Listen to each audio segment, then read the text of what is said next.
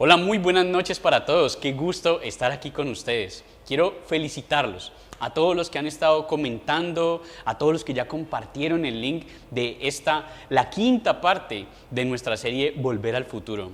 Hoy es el final de esta serie y queríamos que más o menos poder dejar el final lo mejor que podamos, lo mejor que Dios ha puesto en nuestro corazón. Así que para recibir lo mejor, a mi parecer, yo te invito a que hagas una cosa, y es que quites toda distracción en este momento de lo que estás haciendo, que no sea escuchar lo que Dios quiere hablarte. Te invito a que apagues otras cosas, a que te alejes de otras personas si lo estás escuchando solo. Si estás viendo esto en familia, hablen en familia y digan, por favor, no nos vamos a distraer. Bienvenidos a esta su casa online, RIS Online.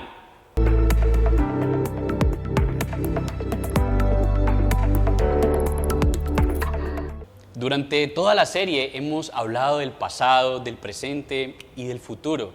Y no sé si haya una máquina del tiempo ya inventada, pero por lo menos no se ha publicado. Solo conozco una forma de viajar en el tiempo y es escuchando a mis abuelos. Una de las cosas que más me gusta hacer, sobre todo cuando la gran mayoría de mis abuelos ya no están, pero cuando estaban, me gustaba mucho sentarme a escucharlos, porque sus anécdotas, su forma jocosa de contar las historias y la sabiduría que encerraba en esos consejos que solamente la experiencia daban, yo toda la vida los he valorado mucho. La última vez que tuve la oportunidad de hablar con uno de ellos, me dijo: Cristian, valora tu palabra, dale valor a tu palabra, que tu palabra sea la verdad siempre y tenla como un baluarte para que la gente siempre te recuerde como una persona de palabra. Ese consejo yo lo guardé en mi corazón, porque sé que venía no solamente de una persona que tiene mucha más experiencia, muchos más años que yo, sino que también ha cometido errores. Y seguramente me estaba dando ese consejo porque en esa parte él había fallado y no quería que yo fallara en eso. Esas anécdotas con sabiduría que solamente la experiencia puede dar, esos consejos invaluables del amor, del dinero y de la vida espiritual que tenían de una forma magistral para darme en ese momento a mí, cuando estábamos quizás solo los dos, solo yo con mi abuelo o solo yo con mi abuela. Siempre los he valorado. Ellos son un libro abierto de sabiduría que solamente se puede ganar en la experiencia y que solamente a través del tiempo podrían llegar a la vida de una persona que fue joven y que ahora es anciano. Y en ese trayecto ellos pudieron, como decíamos en los temas pasados, si yo pudiese viajar al pasado, si yo pudiese viajar a ese día que cometí ese error para no cometerlo y advertirlo, bueno, nuestros abuelos, las personas que tienen más edad que nosotros, nuestros padres, ellos son un libro abierto de sabiduría que nosotros no podemos desaprovechar. Porque ellos están aconsejándonos para que nosotros no estemos pensando en si yo pudiese viajar al pasado, sino que nosotros hoy en el presente no cometamos los mismos errores que ellos cometieron y que no tengamos que vivir quizás las consecuencias que ellos vivieron por sus errores. Los errores muchas veces son los que nos dan ese aprendizaje.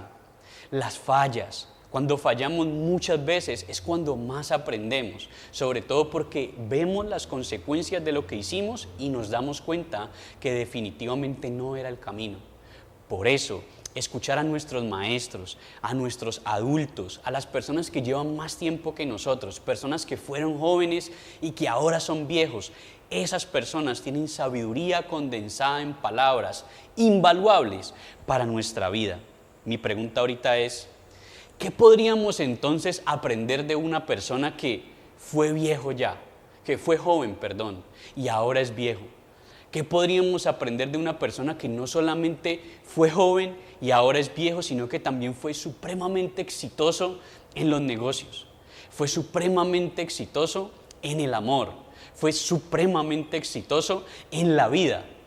¿Qué podríamos aprender de una persona de esas que fue también extremadamente exitoso en su relación con Dios? Hay muchas cosas que aprender.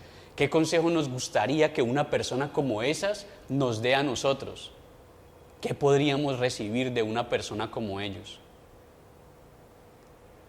¿Qué podríamos aprender de un hombre al que el mismo Dios le colocó el título, el hombre conforme a mi corazón? Hoy, para finalizar esta serie, vamos a aprender de la vida de un hombre que el mismo Señor le colocó el título, el hombre conforme al corazón de Dios. Acompáñenme por favor al libro de Salmos. Este salmo que vamos a leer hoy es un salmo hermoso, un salmo que David escribió con su puño y letra. Este hombre que tiene toda esa experiencia, hoy nos va a dejar uno de los tantos consejos, pero a mi parecer es uno de los mejores consejos. Uno de los mejores consejos para que nosotros, si lo aplicamos, avanzamos y le cogemos ventaja a la vida. Salmos 37, 25, y voy a leer la versión Reina Valera 60, y dice de la siguiente forma: joven fui y he envejecido, y no he visto justo desamparado, ni su descendencia que mendigue pan. Es un versículo corto, pero tiene muchísimo poder allí incrustado en esas breves palabras. El rey David nos está diciendo que él ya ha trasegado por todo lo que es una vida de un hombre. Y fue joven, vivió todas las experiencias, vivió al máximo, fue capaz de arriesgarse, de tomar riesgos en su vida, mató gigantes, estuvo en guerras, estuvo en peleas, fue vencedor, también perdió. Pero este hombre, llamado conforme al corazón de Dios, este hombre fue joven y ahora estaba en el ocaso de su vida. Muy probablemente había escrito este salmo cuando ya estaba casi a punto de morir. Él ya tenía toda esa sabiduría condensada, y no solamente era la sabiduría de un hombre anciano normal, sino de el anciano, el hombre conforme al corazón de Dios. Y este hombre que había agradado a Dios de una forma exorbitante, había descubierto algo, y era que él en su vida había visto a un hombre justo desamparado. Es decir, Dios no desampara a aquel que Él mismo considera justo. Cuando Dios ve a alguien y esa persona se esfuerza por ser justo delante de su presencia, y cuando pasa su regla por encima de él y él se ajusta a las medidas que Dios ha establecido, entonces a esa persona Dios no lo desampara. Jamás va a estar solo, jamás va a sentirse sin compañía, jamás va a estar sin el respaldo del Dios Todopoderoso. Pero no solamente eso, su descendencia, su familia, la gente que está alrededor de él, la gente que depende de esa persona, nunca mendigará pan. Es decir, nunca pasará necesidades, nunca pasará por hambrunas, nunca verán la nevera vacía, nunca. Eso es una promesa de Dios. ¿Cuánto no nos hemos angustiado todos nosotros por el futuro? ¿Cuánto no nos hemos angustiado por lo que puede pasar más adelante? Seguramente tú que estás allí viéndome, ves el noticiero, ves las cifras que pasan, la gente que está muriendo por el virus, la gente que está quebrando porque las empresas están cerrando, la crisis de los contenedores que está pasando en este momento, el próximo colapso del mundo financiero, porque por las noticias, por el televisor, por la internet, todo el tiempo nos están hablando de crisis, de miedo, pero en la palabra tenemos una promesa a la que nos podemos aferrar, y es que nunca mendigaremos pan, pero si somos justos delante de Dios. Analicemos un momento lo que el rey David está aconsejándonos aquí. Y aunque las generaciones actuales son muy diferentes a las generaciones que estaban en el momento cuando David escribió esto, este gran consejo que David da sirve para todos y aplica para lo que nosotros hoy estamos viviendo, aplica también para esta generación. ¿Por qué David fue un hombre justo? Cuando yo leo la palabra y veo lo que dice la Biblia, me doy cuenta que David fue un hombre que cometía errores. Me doy cuenta que David fue un hombre normal. De hecho, cometió errores bastante garrafales, como él cometió adulterio con una mujer llamada Betsabé. Al darse cuenta que esta mujer estaba embarazada, trató de tramar un plan para que su esposo, que estaba en la guerra, viniera, se acostara con ella y tratar de meterle ese hijo al esposo de ella. Un soldado de David, muy fiel y muy leal a David, llamado Urías. Era Urías el Eteo. Este hombre no quiso eso, entonces David tramó todo un plan para que a este hombre lo colocaran en lo más recio de la batalla y allí lo asesinaran. David fue el actor intelectual del asesinato de Urías, el esposo de la mujer con la que él ya había adulterado. Pero no solamente cometió este error, sino que también censó al pueblo, una muestra clara de desconfianza en el Señor. Él quiso contar a los hombres y saber cuántos hombres tenía para la batalla, pero él no debió hacer esto. ¿Por qué? Porque la victoria en la batalla no dependía de cuántos hombres tuviera, sino de la fidelidad que en ese momento el pueblo de Dios tuviera, porque el Señor con un solo hombre podía vencer a todo un ejército. Eso el mismo David ya lo sabía, porque cuando él solo venció a Goliat, el filisteo, ya todo el ejército de los filisteos fue derrotado. Así que él no tenía por qué censar a los hombres. Este fue otro de los grandes errores. Él fue un hombre que en esa ocasión fue desconfiado de lo que Dios haría y de lo que Dios podía hacer, y colocó su confianza en la cantidad de personas que tenía. Y por último, uno de los pecados quizás más renombrados del rey David fue que fue una persona muy lapsa, muy permisiva con sus hijos. Tanto que uno de sus hijos terminó enamorándose de una de sus hijas y la violó. Y luego, en venganza, otro de sus hermanos mató al otro. Y eso se armó toda una historia, y David nunca fue capaz de colocar un tate quieto, de colocar un freno firme a lo que sus hijos en ese momento estaban cometiendo. Como podemos darnos cuenta, David no fue perfecto. Pero entonces, ¿cómo es que Dios lo declara el hombre conforme a su corazón?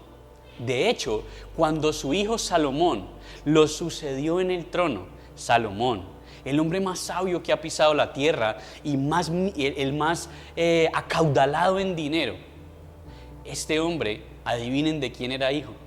De Betsabé, de la misma mujer con la que él se había acostado y había mandado a matar al que era esposo y todo esto. Él había tenido otro hijo con ella, y fue Salomón. Cuando uno escucha toda esta historia, uno dice, venga, pero ni en los realities pasa tanta cosa, ni a tanto nivel. ¿Cómo es que Dios le puede decir a este hombre que él es un hombre justo? ¿Por qué lo titula de esa forma? Cuando su hijo Salomón, el hijo que tuvo con Betsabé, lo sucedió en el trono, el mismo Dios le dio una advertencia a Salomón. Y escuchen la advertencia que le hizo el rey, el Dios Todopoderoso, al nuevo rey Salomón. Acompáñenme en un momentico a Primera de Reyes 9:4, voy a leer la versión PDT o la palabra de Dios para todos. Y dice así: en cuanto a ti, es decir, Salomón, Si me sirves, y quiero que lo tenga muy, muy resaltado allí, si me sirves con honestidad y rectitud como David tu papá, y me obedeces en todo lo que te he ordenado y cumples mis decretos. Y de ahí para allá el Señor empieza a decirle: te bendeciré, estaré contigo, haré contigo algo grande. Y sí que lo hizo con Salomón. Pero observen las palabras de Dios: si me sirves con honestidad y rectitud como lo hizo David tu padre. Venga, un momento. ¿Será que es que a Dios le dio amnesia? ¿Será que es que se le olvidó todos los errores que cometió? No, para nada. Lo que sucedió fue que David fue una persona con errores evidentes, pero fue tenido por justo porque tuvo un arrepentimiento genuino. David sabía que era culpable y se rindió delante de la presencia de Dios y le derramó su corazón y le pidió perdón al Señor.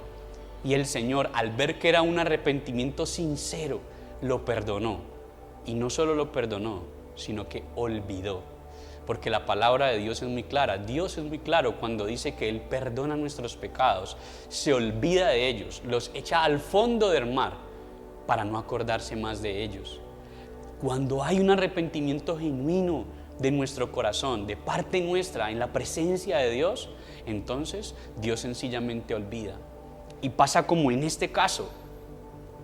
Dios olvidó el pecado de David y la recomendación, el mandato que le hizo a su hijo fue: anda delante de mí y sírveme con rectitud de corazón como lo hizo tu padre. ¿Por qué? Porque Dios olvida nuestros pecados cuando nos hemos arrepentido genuinamente, pero también nos insta a que le sirvamos y a que le sirvamos de corazón, a que lo honremos con nuestro servicio, a que nuestro arrepentimiento no se quede solamente en palabras, sino que lo llevemos a acciones. Cuando David se levantó, lo hizo para servir con fidelidad a Dios, cumpliendo el propósito de Dios para su vida. El libro de los Salmos es evidencia de todo lo que David pensaba en el Señor, de todo lo que David anhelaba la presencia de Dios, de todo lo que David se sentía cuando cometía algún error.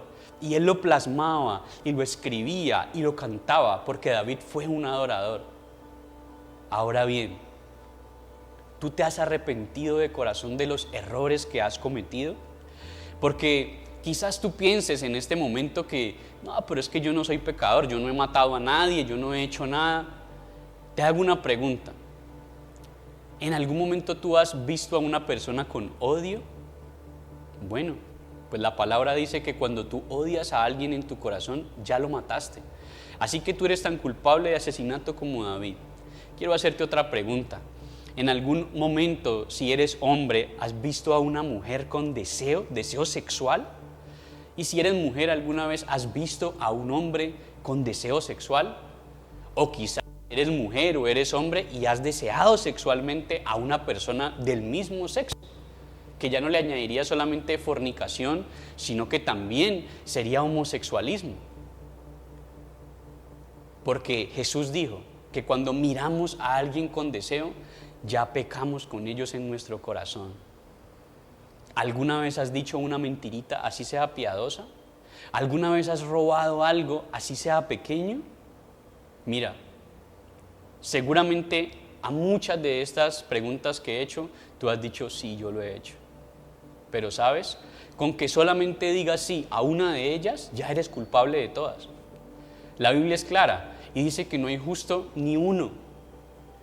Y si Dios sabe que nosotros somos así de pecadores, y si el Señor sabe cómo es nuestro pensamiento y sabe cómo es nuestra reacción, ¿por qué coloca un estándar tan alto? Para ser justo, para poder que nosotros podamos recibir lo que Él promete. Y es que no vamos a ser desamparados si nuestra descendencia no mendigará pan. Si ser justo es algo muy difícil porque nuestro pecado siempre está a la puerta. Bueno, por esto, porque Jesús nos ama, porque el Señor nos ama, entonces por eso fue que Él mismo vino al mundo y pagó el precio del pecado. El precio del pecado era la muerte. Él mismo lo había establecido. La paga del pecado es la muerte.